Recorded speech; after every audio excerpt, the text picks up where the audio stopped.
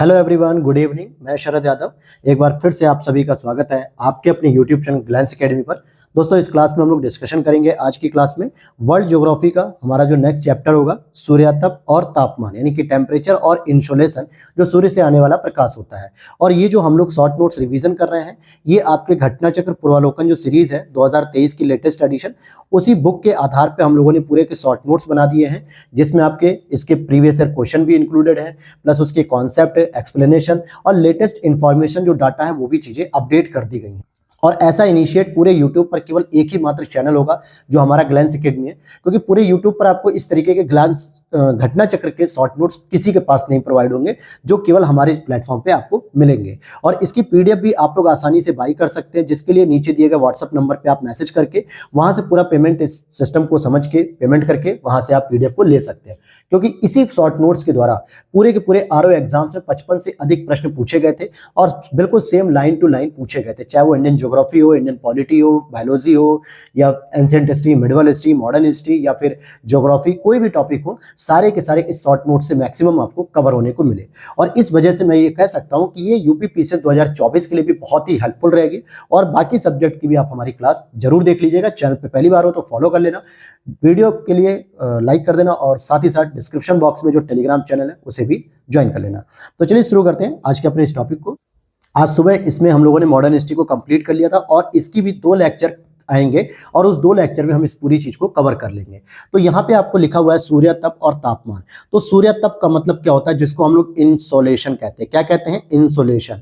यानी इसको अगर आप तोड़ोगे तो इन मतलब आना, सोल मतलब सोलर यानी कि सूर्य, और एशन मतलब होता है जो रेडिएशन से बनता है। तो इस तरीके से सूर्य से आने वाले तापमान को हम लोग सूर्यातप कहते हैं, और उससे जो पृथ्वी का तापमान बढ़ता है उसे हम टेम्परेचर कह देते हैं। तो वायुमंडल अधिकांश ऊष्मा परोक्ष रूप से सूर्य से तथा प्रत्यक्ष रूप से पृथ्वी के धरातल से प्राप्त करता है। मतलब जो हमारे पृथ्वी के ऊपर जो वायुमंडल है, वो अधिकांश ऊष्मा जो होता है अप्रत्यक्ष रूप से कहीं ना कहीं सूर्य से प्राप्त करता है, क्योंकि पृथ्वी पर क्या होता है, सूर्य का प्रकाश जो है कि आता है धीरे धीरे ऐसे करके, और इसको हम लोग कहते हैं लघु तरंग दैर्घ्य, यानी कि लॉन्ग वेव रेडिएशन, LWR हम लोग कहते हैं। और वहीं पे ये जो वायुमंडल होता है, ये पृथ्वी के द्वारा जो भेजी जाती हैं, जिसको हम लोग यहाँ पे हम लोग सूर्य के बारे में अगर बात कर रहे थे और ये अर्थ के बारे में, तो यहाँ से जो रेडिएशन आती है सूर्य से, इसको हम लोग कहते हैं शॉर्ट वेव रेडिएशन, ठीक है, लघु तरंग दैर्घ्य। और जो वायुमंडल में यहाँ पृथ्वी से निकलने वाली जो तरंग दैर्घ्य होती है, जिसकी वजह से डायरेक्ट रूप से गर्म होता है, जिसको हम लोग लॉन्ग वेव रेडिएशन भी बोलते हैं। और पृथ्वी के धरातल पर सौर लघु तरंगों और पार्थिव ऊर्जा की लंबी तरंगों में परिणित होती है। यानी कि जो पृथ्वी पर होती है, जो सूर्य से आने वाली शॉर्ट वेव रेडिएशन होती है, वो पृथ्वी पर किस तरीके से चेंजेस हो जाती है, लॉन्ग वेव रेडिएशन के रूप में निकलकर चेंजेस हो जाती है, परिवर्तित हो जाती है। और विश्व में अगर हम बात करें, विश्व में सूर्यातप का वितरण तापमान के वितरण को नियंत्रित करने वाला एक प्रमुख कारण होता है। यानी कि जो पृथ्वी पर जो तापमान अलग अलग जगह पे अलग अलग आपको देखने को मिलता है, चाहे वो अक्षांशीय विस्तार पे हो चाहे देशांतरी विस्तार पे हो, तो उसके सबसे इंपॉर्टेंट फैक्टर के रूप में सूर्यातप होता है, अर्थात सोलर जो रेडिएशन होती है वो सबसे मेजर कारण होता है, जिसकी वजह से तापमान में परिवर्तन देखने को मिलता है।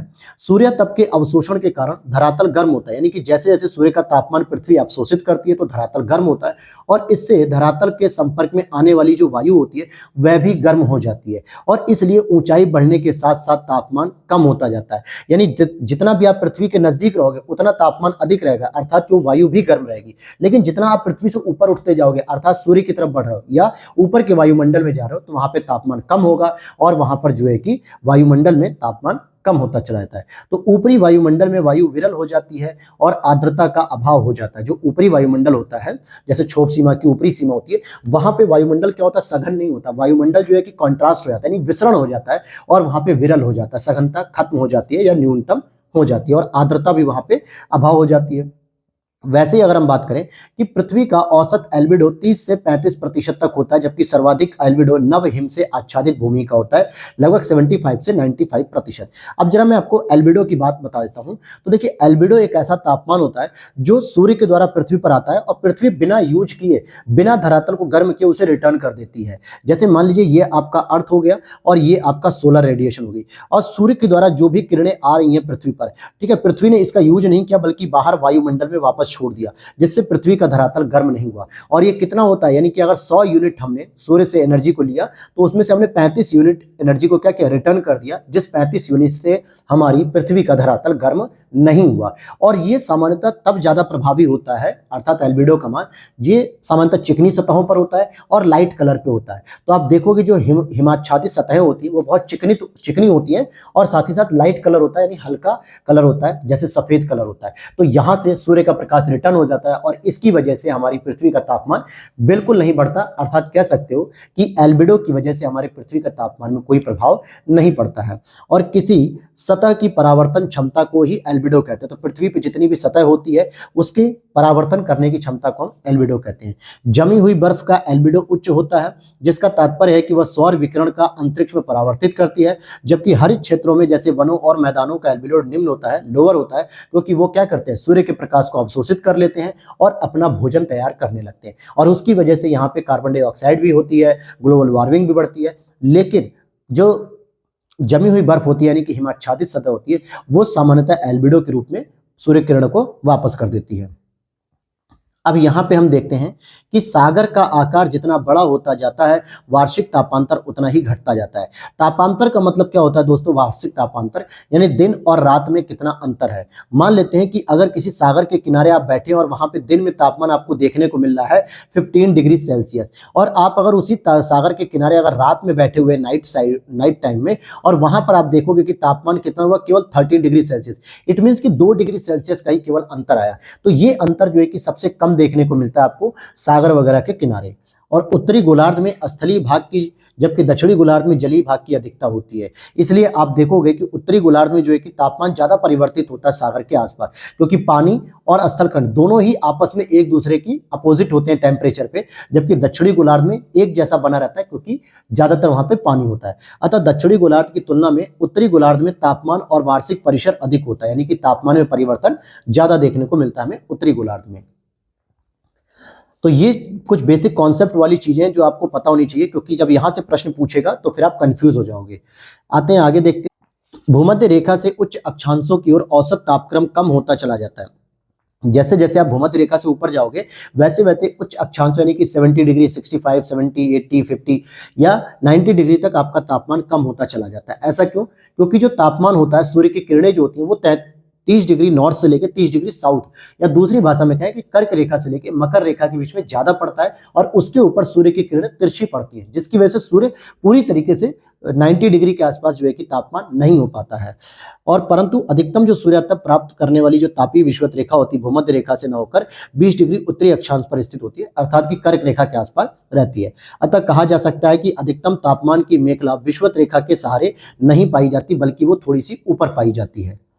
फिर यहाँ पे अगर हम देखें, साफ अगर रातें हैं और मेघी रातों की अपेक्षा अधिक ठंडी होती है विकिरण के कारण। ऐसा क्यों? क्योंकि जहां पे रातें ज्यादा साफ होती है, यानी कि जहां पर बादल जो है कि नहीं बने होते, तो जो पृथ्वी के द्वारा जो भेजी जाती है लॉन्ग वेव रेडिएशन, तो वायुमंडल से बाहर निकल जाती है और इससे पृथ्वी ठंडी हो जाती है। जबकि अगर किसी रात में आप देखोगे कि बादल बने हुए हैं तो पृथ्वी से निकलने वाली, यानी कि धरातल से जो निकलने वाली विकिरण है वो उन बादलों से टकरा के वापस आ जाती है पृथ्वी पे, और जिसकी वजह से वो आसपास का जो एटमॉस्फेयर है पृथ्वी के धरातल का वो गर्म बना रहता है। तो यही जो है कि विकिरण के कारण होता है।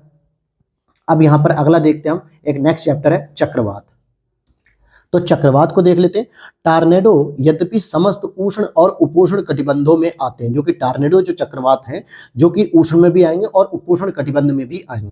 लेकिन अगर आप देखोगे तो कैरिबियन सागर और अमेरिकी क्षेत्र, मुख्यतः मिसिसिपी मिसौरी का जो मैदानी क्षेत्र है, यहाँ पे प्रमुख टार्नेडो प्रवण क्षेत्र है, यानी कि सबसे अधिक यहाँ पे टार्नेडो का भूकंप या चक्रवात आता है। और ये सामान्यतः मैक्सिको की खाड़ी के आसपास का क्षेत्र माना जाता है जहां पे सबसे अधिक टार्नेडो आते हैं।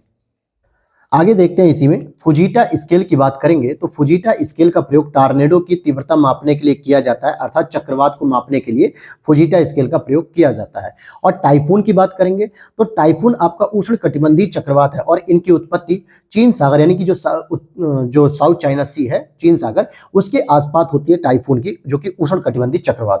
तो हम कह सकते हैं कि ये मुख्य रूप से जो है आपके प्रशांत महासागर के अंतर्गत आता है। अब यहाँ पे ऑस्ट्रेलिया में जो चक्रवात आता है उसे हम विली विली कहते हैं, चीन में टाइफून आता है, भारत में चक्रवात आता है और यूएसए में हरिकेन आता है, जबकि फिलीपींस में बोंगियो या बेंगुआ भी कहा जाता है। और जापान में ध्यान देना कि टाइफू या टैफो कहा जाता है, टाइफून से अलग हो जाता है, बस थोड़ा सा ध्यान रखने वाली बात रहेगी ये। आगे देख लेते हैं हम लोग यहाँ पे कि साफिर सिम्पसन मापक का प्रयोग, साफिर सिम्पसन मापक का प्रयोग हरिकेन द्वारा क्षति के मापन के लिए किया जाता है। बैरोमीटर में पारे के तल की अचानक अगर गिरावट होती है तो यह माना जाता है कि तूफान आने का यह सूचक होता है। उष्ण कटिबंधीय अक्षांशों में दक्षिणी अटलांटिक और दक्षिण पूर्वी प्रशांत क्षेत्रों में चक्रवात उत्पन्न नहीं होते हैं, जिसका प्रमुख कारण होता है समुद्र पृष्ठों का तापमान निम्न होना। क्योंकि चक्रवात जब उत्पन्न होते हैं उष्ण कटिबंधीय क्षेत्रों में तो उसके लिए समुद्र का जो तापमान होता है ये माना जाता है कि समुद्र के ऊपर का जो पानी है समुद्र वाला, उसका तापमान मिनिमम तो 27 डिग्री सेल्सियस होना ही चाहिए। अगर 27 डिग्री सेल्सियस से कम रहेगा तो तापमान की उत्पत्ति नहीं हो पाएगी। तो ऐसा क्यों हो रहा है? क्योंकि उष्ण कटिबंधीय अक्षांशों में जो दक्षिणी अटलांटिक होती है और दक्षिणी पूर्वी प्रशांत क्षेत्र में यहाँ पे तापमान इतना अधिक नहीं हो पाता, जिसकी वजह से यहाँ पे चक्रवात उत्पन्न नहीं होते हैं। आगे बात करेंगे आईपीसीसी। आईपीसीसी के अनुसार ग्लोबल वार्मिंग के परिणाम स्वरूप ग्लेशियरों के पिघलने, समुद्री जलस्तर वृद्धि, बाढ़ और सूखा के गंभीर परिणाम होंगे। अगर ग्लेशियर पिघलेगा तो कहीं ना कहीं समुद्री जलस्तर में वृद्धि होगी, बाढ़ भी आएगी और कुछ जगहों पे सूखे के भी गंभीर परिणाम देखने को मिलेंगे और तूफानों की तीव्रता आदि में वृद्धि होगी। तो अर्थात कि ग्लोबल वार्मिंग के कारण जो हमारे ग्लेशियर पिघल रहे हैं वो कहीं ना कहीं और सारी समस्याओं को भी पैदा करेंगे।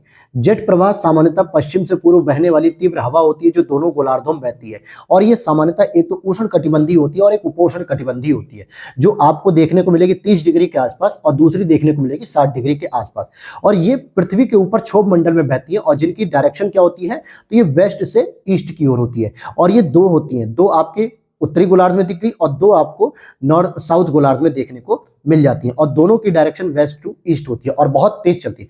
अगर ये हवाएं भी अगर मौजूद होंगी ना उष्ण कटिबंधीय जोन में तो वहां पे भी चक्रवात नहीं बन पाएगा। फिर आगे देखें, चक्रवात के केंद्र में लो प्रेशर होता है जिसे चक्रवात की आंख कहा जाता है और जबकि केंद्र के बाहर हाई प्रेशर होता है, तो इसलिए चक्रवात की जो आंख होती है वहां पे लो प्रेशर का केंद्र होता है, लेकिन यहाँ पर किसी भी प्रकार की बारिश नहीं होती है, यहाँ पर बादल साफ होते हैं। चक्रवात में हवा केंद्र की ओर लो प्रेशर की ओर अर्थात अंदर की ओर चलती है, कुछ इस तरीके से अंदर की ओर सारी हवाएं जो है कि अंदर की ओर आती हैं और यही लो प्रेशर को पूरा वैक्यूम को भरती हैं। चक्रवात की दिशा उत्तरी गोलार्ध में यानी कि 0 डिग्री से ऊपर नॉर्थ की ओर एंटी क्लॉकवाइज होती है और जबकि दक्षिणी गोलार्ध में क्लॉकवाइज हो जाती है। जबकि अगर प्रति चक्रवात की बात करेंगे तो इसमें उत्तरी गोलार्ध में आपका क्लॉकवाइज हो जाती है और दक्षिणी गोलार्ध में आपकी एंटी क्लॉकवाइज हो जाती है। तो ये ध्यान देना। और आर्द्रता की अब हम बात करेंगे तो आर्द्रता का मतलब होता है दोस्तों ह्यूमिडिटी। ह्यूमिडिटी को आम भाषा में हम कह सकते हैं कि वायु में नमी कितनी है, वायु में नमी कितनी है। तो आप देखोगे कि गर्मी के समय में वायु में हमारा क्या होता है, नमी होने की वजह से वर्षा भी होती है और शरीर में चिपचिपाहट भी होती है। तो ये जितनी अधिक आर्द्रता की मात्रा होगी उतनी अधिक बारिश भी होगी। अब वायुमंडल में नमी की मात्रा का संबंध मुख्यतः तापक्रम से होता है, जितना अधिक टेम्परेचर उतनी अधिक नमी होगी कि नहीं होगी, ये सारी चीजें आपको समझने को मिलेंगी। नमी की मात्रा बढ़ते अक्षांशों के अनुसार घटती चली जाती है, यानी आपको जो नमी की मात्रा मिलेगी वो 0 से 10 डिग्री 20 डिग्री 30 डिग्री तक बहुत अच्छे से मिलेगी, इसलिए यहाँ पे वर्षा अच्छी होगी। लेकिन जैसे जैसे आप उच्च अक्षांशों की ओर बढ़ते जाओगे 50, 55, 60, 65, 70 पे, तो देखोगे धीरे धीरे नमी की मात्रा गिरती चली जाती है, कम हो जाती है। वायुमंडल में उपस्थित जलवाष्प की मात्रा को आर्द्रता की संज्ञा दी जाती है। जो वायु में नमी होती है यानी कि जल की बूंदें होती है, जो जलवाष्प होती है, उसी को हम आर्द्रता कहते हैं। जब ग्रीष्म काल में वायुमंडल में आर्द्रता अर्थात जलवाष्प की मात्रा अधिक होती है तो मौसम उमस वाला हो जाता है, यानी कि मगी टाइप का हो जाता है, जो चिपचिपा वाला हो जाता है। फिर उसके बाद हम कहते हैं ना कि आज लगता है बारिश होगी, क्योंकि आज बॉडी बहुत चिपचिपा रही है और साथ में बहुत उमस हो रही है। तो कहीं ना कहीं जलवाष्प की मात्रा बढ़ती जा रही होती है और एक समय के बाद फिर बारिश हो जाती है। अच्छा, कारण की बात करेंगे तो जलवाष्प एक ग्रीन हाउस गैस होती है जो दीर्घ पार्थिव ऊष्मा को अवशोषित करके उस उमस को बढ़ा देती है, यानी कि जो लॉन्ग वेव रेडिएशन जो पृथ्वी से निकल रही होती है खुले वायुमंडल में, लेकिन वहां से वापस रिटर्न हो जाती है ग्लोबल वार्मिंग की वजह से या ग्रीन हाउस इफेक्ट की वजह से, जिससे हमारी जो आसपास का क्षेत्र होता है उसमें उमस बढ़ जाती है और इससे ग्रीष्म काल में आर्द्र ऊष्मा का अनुभव भी होता है। अब यहाँ देखते हैं आर्द्रता का परिणाम क्या है, तो हवा में नमी की उपस्थिति होना ही ये आर्द्रता होती है। तो जितनी अधिक आर्द्रता होगी उतनी अधिक वर्षा भी होती है। अब उससे पहले हम पढ़ेंगे वायुदाब को, क्योंकि ये जो छोटे छोटे टॉपिक है ना दोस्तों, यही सारा स्टेटमेंट वाइज आपका प्रश्न बनाएगा जब आप आयोग का पेपर दोगे तो। और ये पूरा का पूरा स्टेटमेंट वाइज प्रश्न आएगा तो आपको चीजें पता हो जाएंगी जब आप इस चीज को समझते हुए जाओगे। अब जैसे दोनों गोलार्धों में 60 से 65 डिग्री अक्षांशों के मध्य उपध्रुवीय निम्न वायुदाब पेटी पाई जाती है, जहां वर्ष भर तापक्रम कम होने के बावजूद भी निम्न वायुदाब पाया जाता है। अब ध्यान देने वाली बात है कि वायुदाब के दोनों गोलार्धों में आपको 60 से 65 डिग्री अक्षांशों के मध्य क्या मिलेगा कि सब पोलर लो प्रेशर मिलता है। जैसे अगर आप देखोगे कि 0 डिग्री पे आपको मिलेगा लो प्रेशर, फिर अगले 30 डिग्री पे मिलेगा आपको हाई प्रेशर, फिर 60 डिग्री पे मिलेगा आपको क्या लो प्रेशर, और फिर 90 डिग्री पे मिलेगा आपको कितना हाई प्रेशर। तो ये जो 60 से 65 का क्षेत्र होता है यहाँ पे लो प्रेशर देखने को मिलता है। उसी तरीके से अगर हम देखें दोनों गोलार्धों में 30 से 35 डिग्री अक्षांशों के मध्य आपको उच्च वायुदाब पाया जाता है और इस पेटी को अश्व या हॉर्स अक्षांश भी कहा जाता है, हॉर्स अक्षांश भी कहा जाता है। तो ये मान के चलिए कि 0 डिग्री पे आपको क्या मिलेगा, लो प्रेशर मिलेगा। हर 1 डिग्री के बाद उसका चेंज होता है हर 30 डिग्री पे। तो 0 पे लो प्रेशर, तो 30 पे क्या मिलेगा, हाई प्रेशर मिलेगा। तो 60 पे क्या मिलेगा, लो प्रेशर मिलेगा, और 90 पे क्या मिलेगा, हाई प्रेशर मिलेगा। तो इस तरीके से आप देखोगे 4 पेटियां बन जाती हैं। तो हम बात कर रहे थे 60-65 में तो लो प्रेशर था, 30-35 पे हमने देखा हाई प्रेशर, और इसको हॉर्स अक्षांश भी कहा जाता है। फिर आगे देखते हैं, धरातल पर वायुमंडलीय वायुदाब और तापमान के बीच परस्पर उल्टा संबंध पाया जाता है। यानी कि धरातल पर जो वायुमंडलीय वायुदाब होता है और तापमान, जितना तापमान अधिक होगा उतना ही जो है कि वायुदाब कम होगा। क्यों ऐसा कह रहा हूं मैं, यानी कि टेम्परेचर के साथ ये इनवर्स रिलेशन बनाता है प्रेशर। ठीक है, ऐसा इसलिए क्योंकि अगर मान लीजिए ये जो पृथ्वी है, ठीक है, ये आपकी अर्थ हो गई, और सन से आने वाली जो सूर्य की किरणें अगर ये तापमान अधिक दे रही है, यानी यहाँ पे टेम्परेचर अधिक है, तो टेम्परेचर अधिक होने की वजह से यहाँ पे जो एयर है यानी कि वायु जो है, वायुदाब है, वो गर्म होकर क्या होती है, हल्की हो जाती है, और हल्की होने से क्या होता है कि वो फैल जाती है, यानी उनके आयतन में वृद्धि हो जाती है। और ऐसे में यहाँ का जो क्षेत्रफल होता है, जो पृथ्वी के ऊपर का जो वायुमंडल होता है वो हल्का हो जाता है, अर्थात कि क्या होता है, सघन नहीं रह जाता, विरल हो जाता है। अतः गर्मियों में तापमान सबसे अधिक होने के कारण वायुदाब क्या होता है, सबसे कम होता है। यहाँ पे दबाव जो है कि बहुत ही कम महसूस किया जाता है। परंतु ऊंचाई के साथ तापमान में गिरावट आती है और वायुदाब में भी गिरावट आती है। जैसे जैसे आप लेकिन ऊपर जाओगे तो तापमान में तो गिरावट हो ही रही है और वायुदाब में भी गिरावट होने को शुरू हो जाती है। बादल की बात करेंगे तो बादल किसका परिणाम है, संघनन का परिणाम है। मतलब क्या हुआ कि जो वाष्पोत्सर्जन की क्रिया के द्वारा जो स्थल खंड पे जो जल था वो भाप के रूप में ऊपर उड़ जाता है, यानी गैस के फॉर्म में ऊपर उड़ जाता है, और ऊपर जब वो बादल के रूप में ठंडा होने लगता है, संघनन होने लगता है, तो वहां से फिर वो भाप क्या बदल जाती है, पानी में बदल जाती है, अर्थात बूंदों में, और फिर बूंदों के माध्यम से नीचे वर्षा के रूप में गिरने लगती है। तो संघनन के कारण ही जो है कि बादल होते हैं। और यहां पे अगर हम देखें कि जल के गैसीय अवस्था के तरल या ठोस अवस्था में परिवर्तित होने की क्रिया को हम संघनन कहते हैं। जल के गैसीय अवस्था अगर तरल में हो गई तो वर्षा, और अगर ठोस में हो गई तो बर्फ या ओलावृष्टि हम कहते हैं। तो इसी को हम संघनन की क्रिया भी कहते हैं। कपासी वर्षा बादल, जो कपासी वर्षा बादल होते हैं वो अधिक विस्तृत होते हैं तथा गहरे बादल होते हैं, क्योंकि इनकी ऊर्ध्वाधर ऊंचाई अधिक होती है। यानी कपासी वर्षा बादल क्या होते हैं, बहुत ही ज्यादा विस्तृत क्षेत्र में होते हैं और सबसे अधिक ऊंचाई पर होते हैं। इनके साथ वर्षा, ओला, तड़ित, झंझा की अधिक संभावना होती है और इनसे कम समय में अत्यधिक तीव्र वर्षा भी हो सकती है। तो ये कपासी मेघ की विशेषता हो गई। वहीं पक्षाभ स्तरीय की बात करेंगे तो पक्षाभ स्तरीय जो बादल होते हैं ये सर्वाधिक ऊंचाई पर होते हैं। और मेघ गर्जन तड़ित झंझा की एक प्रक्रिया है। वास्तव में तड़ित झंझा स्थानीय तूफान होते हैं जिनसे ऊपर की ओर हवाएं तीव्र गति से चलती है, जो तूफान वगैरह होते हैं ना, बिजली उजली कड़कती है, उसी की बात करें। और बिजली की चमक और मेघ गर्जन के साथ घनघोर वर्षा भी होने लगती है।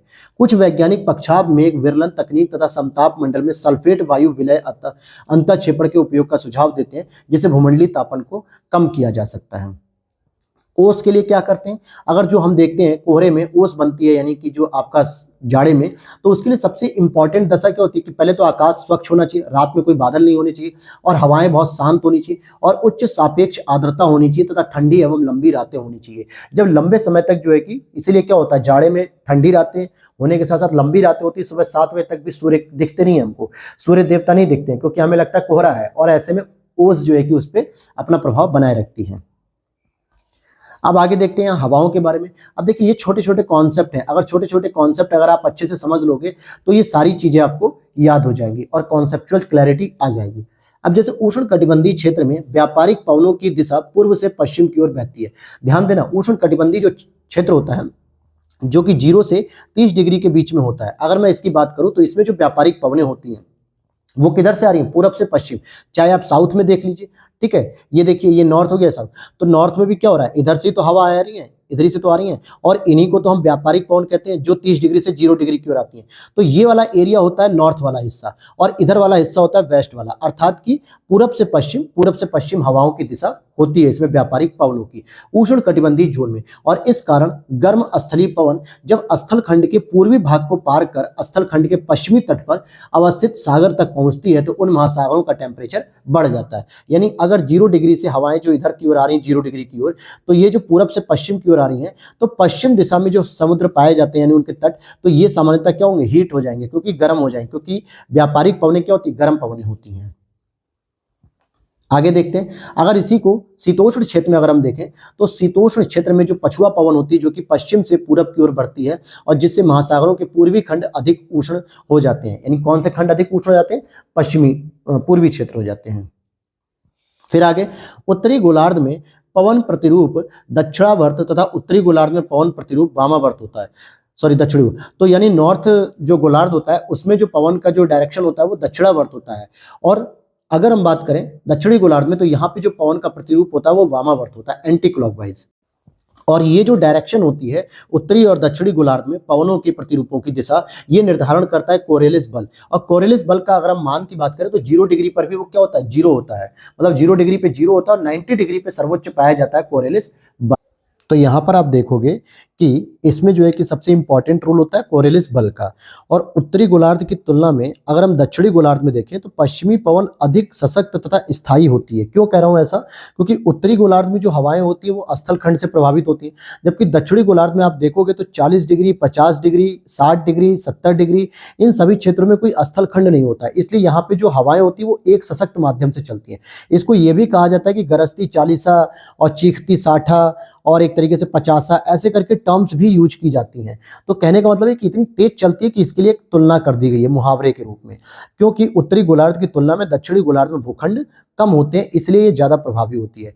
अच्छा, उपोष्ण उच्च वायुदाब की बात करेंगे जो 30 से 35 डिग्री तक होता है। उच्च वायुदाब मतलब हाई प्रेशर होता है, और उपध्रुवीय निम्न वायुदाब जो कि 60 से 65 होता है, ये लो प्रेशर के लिए होता है। के बीच दोनों गोलार्धों में चलने वाली स्थायी पवन को हम पछुआ पवन या पश्चिमी पवन भी कहते हैं।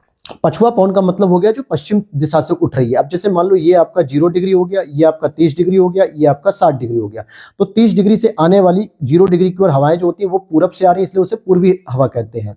और जो डिग्री 30 से ऊपर की ओर जा रही है, 60 की ओर, 70 की ओर, जो पश्चिम दिशा से उठ रही है, तो उसे हम क्या कह देते हैं, पछुआ पवन कह देते हैं। मतलब उत्पत्ति जहां से हो रही है जिस डायरेक्शन से, उसी आधार पर उसे कहा जाता है।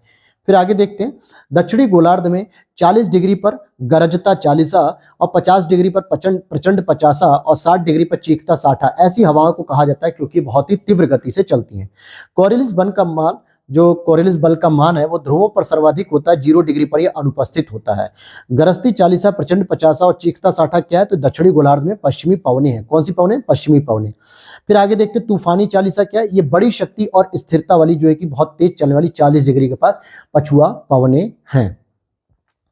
आगे देखते हैं, इनकी दिशा सामान्य तौर पर दक्षिणी गोलार्ध में उत्तर पश्चिम से पूर्व की ओर बहती है। मेघ आच्छादन, आकाश, वर्षा और खराब मौसम के साथ सामान्य तौर पर संबंधित हो जाते हैं। पछुआ हवाएं होती हैं जो केवल 40 डिग्री अक्षांशों के आसपास दक्षिणी गोलार्ध में प्रवाहित होती हैं। इन्हें गरजती 40 या लंबी 40 भी कहते हैं, और ये पवनें हिंद महासागर में प्रवाहित होती हैं। आगे देखते हैं यहाँ पर कि दक्षिणी गोलार्ध में पवन के बाईं ओर तथा उत्तरी गोलार्ध में पवन के दाहिनी ओर विचलन कोरेलिस बल के कारण होता है। कोरेलिस बल पृथ्वी के घूर्णन के कारण उत्पन्न होने वाला होता है। तो होता क्या है कि जो कोरेलिस बल होता है वो अगर आप उत्तरी गोलार्ध में देखोगे, 0 डिग्री से ऊपर की ओर देखोगे, तो उत्तरी गोलार्ध में ये पवनों को ऐसे मोड़ देता है, मतलब कि एक डायरेक्शन दे देता है, ठीक है। और दक्षिणी गोलार्ध में ये इस तरीके से मोड़ता है, अर्थात एंटी क्लॉकवाइज मोड़ देता है।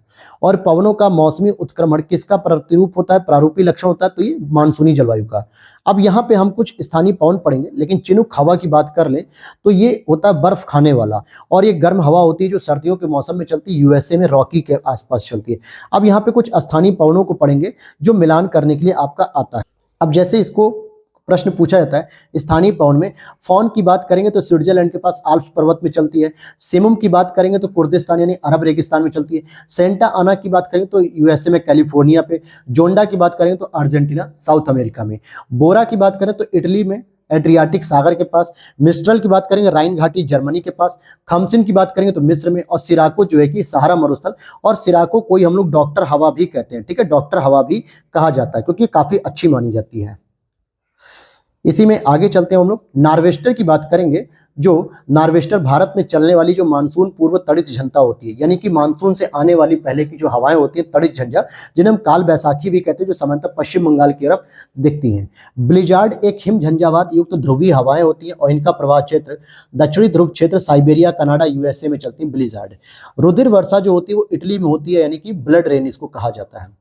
सहारा मरुस्थल से भूमध्य सागर की ओर चलने वाली जो गर्म शुष्क और रेत भरी पवन होती है उसको हम सिराको कहते हैं, जो सहारा मरुस्थल से उठ के भूमध्य सागर की ओर चलती है। यूएसए के मध्य मैदानों पर चिनुक हवाओं का क्या प्रभाव पड़ता है? यूएसए के मध्य मैदान पे तो इससे क्या होता है, जाड़े का तापमान और बढ़ जाता है। अब यहाँ पे देखो, हबूब आपके सूडान में है, यामो जापान में चलती है, लेवेस स्पेन में चलती है, ब्रिक फिल्डर ऑस्ट्रेलिया में चलती है, ब्लैक रोलर ये नॉर्थ अमेरिका में चलती है। और ये आज ही मैंने आपको जो ज्योग्राफी की मैंने टेस्ट सीरीज कराई थी यूपी पीसीएस के लिए दृष्टि की, उसमें ये सारे के सारे ऑप्शंस लिखे हुए थे। फिर यहाँ देखते हैं सामल की बात करें तो ये गर्म शुष्क और धूल भरी हवा होती है जो इराक, ईरान, अरब प्रायद्वीप में नॉर्थ नॉर्थ वेस्ट में प्रवाहित होती है। यहां तक क्लियर हो गया। अब जरा वन के बारे में बात करते हैं, फॉरेस्ट के बारे में। तो फॉरेस्ट क्या कहते हैं, जरा इसको देखते हैं कि सेल्वा वनों की जो विशेषता होती है वो चौड़ी पत्ती वाले सदाबहार वन होते हैं, जो सेल्वा वन होते हैं, यानी कि अमेजन वन इन्हें हम कह सकते हैं, विश्वती वन कह सकते हैं, इन्हीं को हम सेल्वा वन कहते हैं। तो ब्राजील में अमेजन नदी बेसिन में पाए जाने वाले वनों को हम सेल्वा या सेल्वास वन भी कहते हैं। ये वन विश्वती क्षेत्र में स्थित होते हैं और यहाँ पर वर्ष भर अधिक तापमान व औसत से अधिक यहाँ पे वर्षा देखने को मिलती है। अब यहाँ पर और चीजें यहाँ पर क्लियर कर लेते हैं, क्योंकि यहाँ पे जो वर्षा होती है वो 200 सेंटीमीटर से अधिक होती है। शीतोष्ण शंकुधारी वृक्ष या शंकु वृक्षी वन वर्तमान में विश्व में सर्वाधिक क्षेत्र को आच्छादित किए हुए हैं और शीतोष्ण शंकु वृक्षी मुख्यतः उच्च अक्षांशों पर ही पाए जाते हैं। किस देश में कुल भौगोलिक क्षेत्रफल के 70% भाग पर वन बनाए रखने का संवैधानिक प्रावधान है? तो भूटान में है। ये पूरे विश्व में सबसे अधिक हरियाली आपको भूटान में मिलेगी। उष्णकटिबंधीय सदाबहार वर्षा वनों का विस्तार विषुवत रेखा के आसपास 10 डिग्री नॉर्थ से लेकर 10 डिग्री साउथ के दक्षिणी अक्षांशों के मध्य होता है। यानी 0 डिग्री का अगर आपका यहाँ पे तो उत्तरी 10 डिग्री नॉर्थ हो जाएगा और साउथ का 10 डिग्री साउथ हो जाएगा। इसी जोन में आपको सबसे अधिक मिलेंगे क्या? उष्णकटिबंधीय सदाबहार वन, और अमेजन के वर्षा वन भी इसी में देखने को मिलते हैं। और ये बहुत घने वन होते हैं और ये विश्व के 3 बृहत्तम क्षेत्रों में पाए जाते हैं। एक तो अमेजन बेसिन हो गया, इसको कांगो बेसिन हो गया, और तीसरा होता है दक्षिण पूर्व एशिया बेसिन। और इसी को मैंने करंट अफेयर्स में आपको बताया था। इन शॉर्ट इसकी चर्चा की जाती है 3 बेसिन के नाम से, ठीक है, 3 बेसिन के नाम से, जिसमें पूरे विश्व का लगभग 70% जो है कि जैव विविधता भी देखने को मिल जाती है।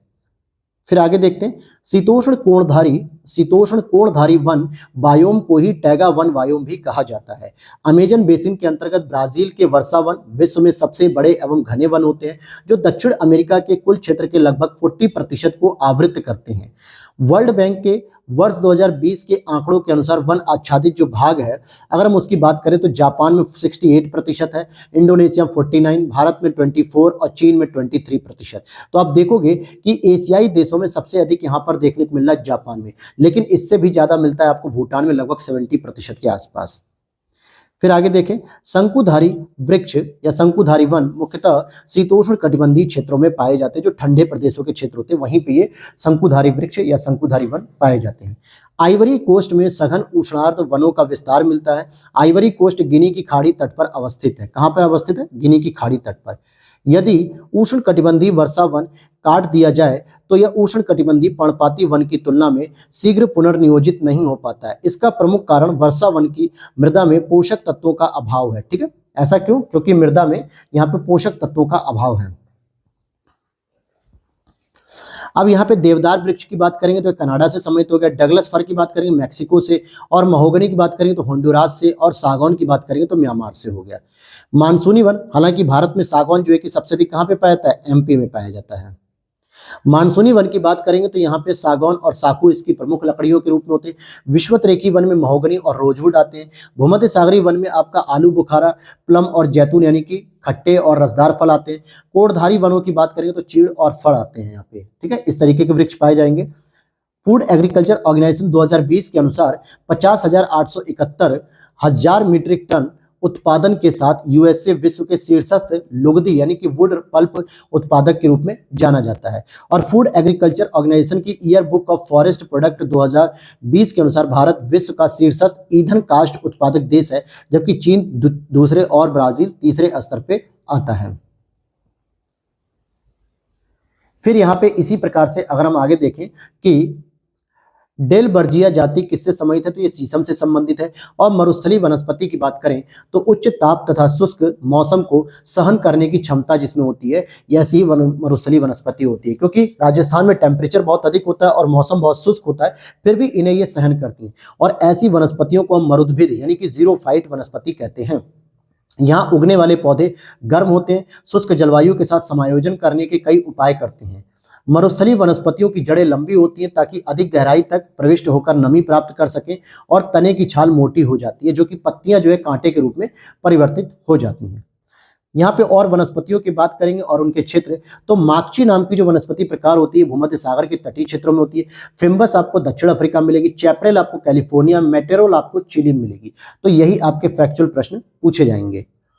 फिर यहाँ पे प्राकृतिक वनस्पति और देख लेते हैं, जैसे अधिजीवी वनस्पति भूमध्य रेखीय मिलेंगे, बबूल आपको सहारा मिलेगा, कटीले वन होते हैं जो कि रेगिस्तान में होते हैं, बायोबाब सवाना मिलेंगे, और देवदार भूमध्य सागरीय क्षेत्रों में मिलेंगे। उष्ण कटिबंधीय क्षेत्र में वर्ष भर अधिक तापमान होता है, अधिक वर्षा के कारण ही इस क्षेत्र के वन में वृक्षों की विविधता अधिक होती है, और यहाँ अधिपादप भी पाए जाते हैं, अधिपादप भी पाए जाते हैं। और इसको अगर हम देखें तो यहाँ देखोगे गिरी हुई पत्तियां तेजी से सड़कर विघटित हो जाती हैं, जो कि एक ह्यूमस का काम करती है। किसका काम करती है? ह्यूमस का काम करती है। अब विश्व जलवायु की बात अगर हम करें तो देखिए अलग अलग ऋतुओं में दिन और समय और रात्रि समय के विस्तार में भिन्नता और किस कारण से होती है, यानी कि दिन के समय में और रात्रि के समय में। तो पृथ्वी का सूर्य के चारों ओर दीर्घवृत्तीय रीति से परिक्रमण करना, और पृथ्वी का नत अक्षत यानी कि अपने शीर्ष पर यानी अपनी अक्ष पर परिक्रमण, इसके कारण जो है कि विश्व की जलवायु में परिवर्तन होता है। और महाद्वीपों के आंतरिक भागों का जो वार्षिक ताप परिसर होता है तटीय क्षेत्रों की अपेक्षा अधिक होता है, जिसके कारण भूमि और जल के बीच द्वीप जो तापीय अंतर होता है वो भी अलग होता है। फिर यहाँ पर अगर हम समझते हैं कि सूर्य से प्राप्त जो सूर्यातप से भूमि शीघ्र गर्म हो जाती है, क्योंकि सूर्य से आने वाला जो तापमान होता है उससे भूमि शीघ्र गर्म होती है, जबकि जल बहुत धीरे धीरे गर्म होता है। इट मीन्स कि जो आपकी गुप्त ऊष्मा होती है या विशिष्ट ऊष्मा जिसे हम कहते हैं, तो जल की क्या होती है? धीरे धीरे गर्म होती है, और पृथ्वी क्या होती है? मतलब स्थलखंड जल्दी गर्म हो जाता है, जिससे तटीय क्षेत्रों का जो मौसम होता है स्थलीय भागों की अपेक्षा ठंडा बना रहता है। इसीलिए आप कोस्टल रीजन पे देखोगे, जितने भी भारत की जो दक्षिण भारत के जो कोस्टल रीजन वाले होते हैं, ये वाले क्षेत्र, यहां पर आप देखोगे कि मैक्सिमम लोग क्या होते हैं? एक सिंगल बेडशीट या सिंगल चादर से ही अपना जीवन गुजार देते हैं। क्यों? क्योंकि वहां पे ना तो बहुत अधिक ठंडी पड़ रही है, ना बहुत अधिक गर्मी पड़ रही है। गर्मी के मौसम में भी पानी को गर्म होने में बहुत टाइम लगता है, तब तक रात हो जाती है, फिर वो ठंडा होता है। और ठंडी के मौसम में भी पानी को बहुत ज्यादा ठंडा होने में जब तक रात होती है या दिन होता है, तब तक फिर अगला दिन आ जाता है। इसी वजह से कहा जाता है कि तटीय क्षेत्रों में मौसम स्थल की अपेक्षा ठंडा ज्यादा होता है। जलवायु को निर्धारित करने वाले मुख्य कारक क्या होते हैं? अक्षांश होते हैं। जैसे आप 0 डिग्री के आसपास देखोगे तो जलवायु वहां पे गर्म वाली होगी, लोग काले काले पाए जाएंगे। साउथ इंडिया में देख लो, अफ्रीका में देख लो, यहाँ के लोग काले पाए जाते हैं। लेकिन वहीं अगर आप जैसे जैसे 90 डिग्री की ओर जाओगे, अक्षांशीय विस्तार की ओर बढ़ोगे, तो पहाड़ी क्षेत्रों में देखोगे लोग गोरे पाए जाते हैं, साफ पाए जाते हैं। यूरोप के लोग देखो ठंडी जलवायु के, इसलिए वो गोरे पाए जाते हैं। तो जलवायु को निर्धारित करने वाला सबसे प्रमुख कारण अक्षांश होता है। पृथ्वी के लगभग 1/3 भाग पर शुष्क प्रदेश का विस्तार होता है, जो अन्य सभी भौगोलिक क्षेत्रों से अधिक होता है। पृथ्वी पर लगभग 1/3 भाग शुष्क प्रदेशों का विस्तार होता है। जैसे अगर हम करें 30 डिग्री नॉर्थ से लेकर 30 डिग्री साउथ के बीच में। विषुवत रेखीय जलवायु प्रदेश विषुवत रेखा से 5 से 10 डिग्री अक्षांशों के मध्य दोनों गोलार्धों पर विस्तृत होता है, जिसे हम लोग सदाबहारी ऋतु भी कहते हैं। और इस जलवायु प्रदेश की 2 प्रमुख विशेषता, वर्ष भर समान उच्च तापमान होता है और वर्ष भर समान उच्च वर्षा होती है, यानी कि टेम्परेचर भी अधिक देखने को मिलता है और बारिश भी यहाँ पर अधिक देखने को मिलती है हमें। अगले पॉइंट को देखें कि हर दिन कमोबेश एक सा ही होता है। सुबह समुद्री पवन मंद गति के साथ चलती है और साफ और उजली होती है। साथ ही साथ सूर्य का आकाश के ऊपर चढ़ता जाता है, गर्मी बढ़ती जाती है, घने बादल बनते हैं और फिर बादलों की गरज बिजली की चमक के साथ वर्षा होने लगती है, लेकिन वर्षा शीघ्र ही समाप्त हो जाती है। ये सारा का सारा जो पैटर्न है ये विषुवतीय क्षेत्रों में देखने को मिलेगा, यानी 0 से 10 डिग्री के बीच में देखने को मिलेगा। फिर आगे एशिया महाद्वीप का विस्तार विषुवत रेखीय क्षेत्र से उत्तरी ध्रुव तक होता है, जिससे सभी प्रकार की जलवायु कटिबंध इसमें समाहित हो जाते हैं। आगे देख लेते हैं यहाँ पे हम कि कोष्ण और शुष्क, यानी कि कोष्ण और शुष्क जलवायु, सुहावना और आर्द्र शीतकाल, सदाबहार ओक वृक्ष उपयुक्त विशेषताएं भूमध्य सागरीय क्षेत्रों की देखने को मिलती है, जहां पर रसदार फलों की खेती भी होती है।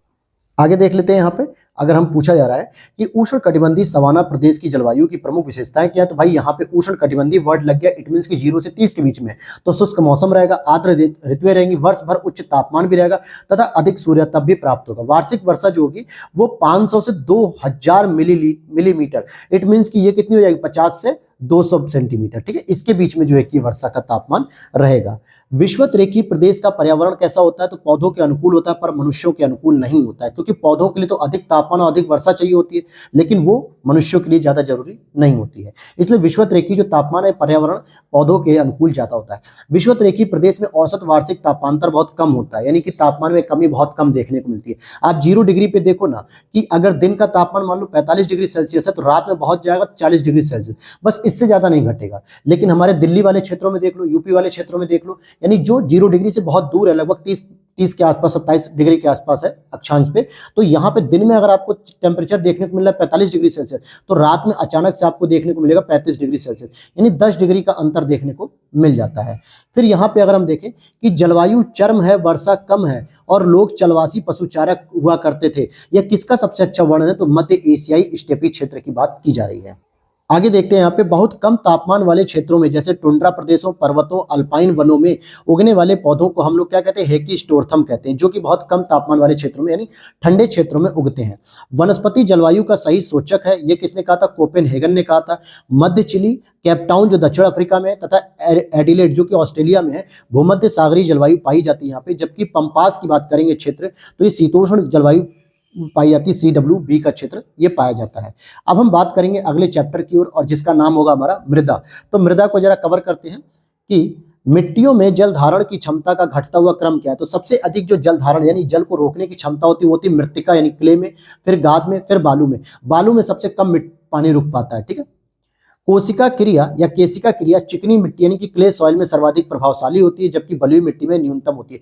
केशिका क्रिया का मतलब होता है कैपिलरी प्रोसेस, जो कि नीचे से ऊपर की ओर जो है कि पानी को खींचती है। जैसे आप देखोगे मिट्टी के तेल के जो दिए होते थे पहले, लोग बुजुर्ग लोग पहले देखते थे, पुराने लोग बच्चे पढ़ते भी थे, तो उसमें क्या होता है, नीचे तेल होता है और एक कपड़ा डाल देते, तो कपड़े को सोखते हुए जो है कि दिया जलता रहता है, तेल ऊपर आता रहता है। मोमबत्ती भी इसी पैटर्न पे है। तो कैपिलरी प्रोसेस इसे कहते हैं, जो नेचुरली नीचे से ऊपर की ओर आती है। और ये एक ऐसा प्रोसेस है जो गुरुत्वाकर्षण बल के विरुद्ध कार्य करता है। गुरुत्वाकर्षण बल क्या होता है? हर चीज को अपनी ओर खींचता है नीचे की ओर, लेकिन कैपिलरी प्रोसेस ऊपर आता है।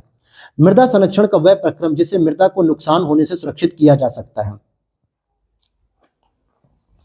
जो कैपिलरी प्रोसेस है इसके लिए कहा जा रहा है। और टेरा रोसा एक प्रकार की लाल चिकनी मिट्टी होती है जिसका निर्माण चूना पत्थर वाली चट्टानों के अपक्षय से होता है। अब चूना पत्थर वाली जो चट्टानें होती है वो सामान्यतः भारत में विंध्यन क्षेत्र में मिलती है, तो यहाँ पे जो मिट्टी बनेगी चिकनी मिट्टी, उसे हम टेरा रोसा मिट्टी भी कहते हैं। वर्ष भर मूसलाधार वर्षा से विश्व के उष्णकटिबंधीय वर्षावन प्रदेश मृदा निक्षालन की समस्या से जूझ रहे हैं। यानी लगातार जब बहुत तेज वर्षा होती है तो वर्षा से क्या होता है? मृदा का इरोजन होता है, मृदा का क्षरण होता है। तो इसकी वजह से बहुत सारे उष्णकटिबंधीय वर्षावन, जहाँ पे वर्षा सबसे अधिक होती है, वो इस समस्या से जूझ रहे हैं। हेलोफाइट्स क्षारीय या लवणीय मृदा में अच्छी वृद्धि करने वाली वनस्पतियां होती हैं।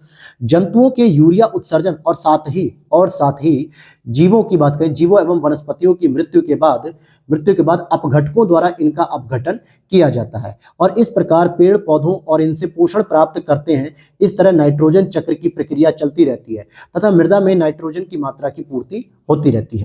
आगे देखते हैं यहाँ पे कि मृत्तिका मिट्टी कणों का व्यास छोटा होने के कारण इसमें जल धारण क्षमता अधिक पाई जाती है, क्योंकि इनके जो कण होते हैं बहुत छोटे छोटे होते हैं, जिससे यहाँ पे जल धारण की क्षमता बहुत अधिक हो जाती है। और मृत्तिका के कणों का आधार जो होता है छोटा होने के कारण उसमें रंध्राकोश छोटे आकार के पाए जाते हैं, छोटे छोटे होते हैं। इस वजह से क्या होता है, जैसे मान लो ये छोटे छोटे होते हैं ना, तो यहाँ पे इतने ये आपस में जुड़े रहते हैं कि यहाँ पे अगर पानी भी आएगा ना तो पानी इसमें रुका रहेगा। लेकिन बालू के क्या होते हैं, दूर दूर होते हैं, बड़े बड़े कण होते हैं और इनके बीच में जब पानी आता है तो ये पानी नीचे निकल जाता है, तो इस वजह से हो गया। अब भू संरक्षण की परिरेखा बंधन विधि का प्रयोग सामान्यतः पहाड़ी ढलान के क्षेत्रों में किया जाता है। परिरेखा बंधन यानी कि जिसको समुच्च रेखी विधि भी कहते हैं। वर्षा के दौरान यह पानी के बहाव को धीमा करके मृदा अपरदन को रोकता है। ये पहाड़ी ढलान पे काफी काम के मतलब पैटर्न होते हैं। अब यहाँ पे कुछ मिट्टियों के नाम है जो किस क्षेत्र में पाए जाएंगे। जैसे पॉटजोल की बात करें तो ये आपका शीत समशीतोष्ण में हो जाएगा। चेरनोजेम की बात करेंगे तो समशीतोष्ण शीत स्टेपी में हो जाएगा। स्पॉट जोल्स की बात करेंगे तो आर्द्र समशीतोष्ण शीतोष्ण में हो जाएगा। और लेटेराइट की बात करेंगे तो उष्ण और आर्द्र में आएगा। ये तो भारत में भी लेटेराइट मृदा पाई जाती है मुख्य रूप से। केचुए क्या करते हैं? केचुए मिट्टी के निर्माण एवं इसकी उत्पादकता में वृद्धि में विशेष योगदान देते हैं। इन्हें पारिस्थितिकी तंत्र का इंजीनियर भी कहा जाता है और किसान का मित्र भी कहा जाता है। ये केचुए मिट्टी में छिद्रों का निर्माण करते हैं जिनसे होकर जल एवं ऑक्सीजन अंदर तक पहुंचती है तथा CO2 बाहर निकलती है। जैसे मिट्टी जो होती है, मान लो एक बहुत चिपचिपी मिट्टी और बहुत एक बड़ा सा टुकड़ा टाइप का बन गया है, कठोर टाइप का, तो इसमें क्या होगा कि अगर छेद नहीं होगा तो जल और ऑक्सीजन दोनों ही नहीं पहुंचेगी और जो मिट्टी के अंदर कार्बन डाइऑक्साइड पड़ी हुई है वो बाहर नहीं निकलेगी। तो इसलिए केचुए उसको क्या करते हैं, अपरदकारी काम करते हैं ना, डिकम्पोज वाला, उसको छोटे छोटे टुकड़ों में तोड़ते चले जाते हैं। और केचुओं का मल मिट्टी की उत्पादकता के लिए इंपॉर्टेंट होता है और ये अपघटक के रूप में कार्य करते हैं। Sulphur, protein, vitamin, amino acid का प्रमुख घटक होते हैं। फिर यहां पर और आगे बात को समझते हैं हम लोग। तो जैसे देखेंगे हम लोग यहाँ पर कि गंधक चक्र में मृदा की भूमिका प्रत्यक्ष रूप से होती है। गंधक मतलब सल्फर होता है। कुछ समय अवधि तक सिंचाई के कारण लवण भूमि की सतह पर आ जाते हैं और जल के वाष्पीकरण के पश्चात इसके अपशिष्ट सतह पर शेष रह जाते हैं। इसी प्रकार मृदा में अत्यधिक मात्रा में लवण का निर्माण होता है जिससे लवणी भवन यानी कि सैलिनाइजेशन भी जिसे कहा जाता है, अर्थात वाष्पीकरण के कारण क्या होता है कि जो पानी होता है वो उड़ जाता है और जो लवण होते हैं वो सतह पर ऊपर आ जाते हैं और ये लवणीकरण भूमि हो जाती है। मृदा की संरचना एवं संगठकों को इफेडिक कहा जाता है। क्या कहता है? इडेफिक कहा जाता है। जो मृदा की संरचना और संगठक से संबंधित स्टडी करते हैं उसे इडेफिक कहते हैं। अब यहाँ पे गठन है और यहाँ पे काल युग, जैसे कि पटपरा, ये जो मृदा होती है मध्य पूरा पाषाण काल में थी। खतौड़ी की बात करेंगे नव पाषाण काल और लघु पाषाण काल। बघोर की बात करेंगे तो उत्तर पूरा पाषाण काल और सिहावल की बात करेंगे तो प्रारंभिक पूरा पाषाण काल। विलियम मॉरिस डेविस ने भौगोलिक अपर्दन चक्र की संकल्पना प्रस्तुत की थी। विलियम मॉरिस डेविस ने। अब यहाँ पे कुछ प्रजातियों की बात करते हैं। अब प्रजाति की बात करेंगे, यहाँ पे कुछ जनजातियों की बात करेंगे।